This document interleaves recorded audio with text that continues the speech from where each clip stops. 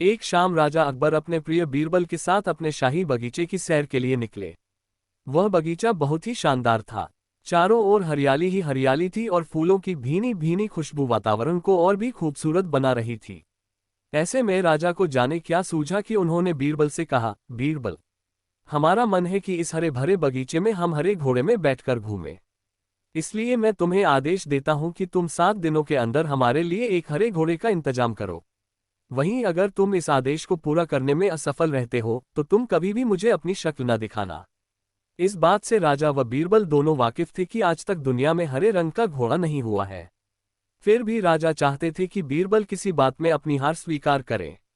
इसी कारण उन्होंने बीरबल को ऐसा आदेश दिया। मगर बीरबल भी बहुत चालाक थे।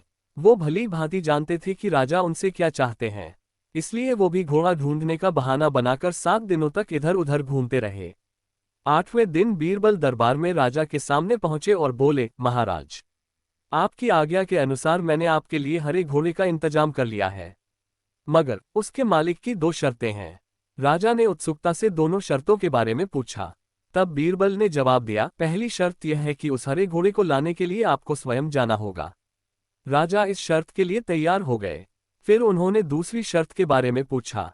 तब बीरबल ने कहा, घोड़े के मालिक की दूसरी शर्त यह है कि आपको घोड़ा लेने जाने के लिए सप्ताह के 7 दिन के अलावा कोई और दिन चुनना होगा। ये सुन राजा हैरानी से बीरबल की ओर देखने लगे। तब बीरबल ने बड़ी सहजता से जवाब दिया, महाराज, घोड़े का मालिक कहता है कि हरे रंग के खास घोड़े को लाने के लिए उसकी यह खास शर्तें तो माननी ही होंगी।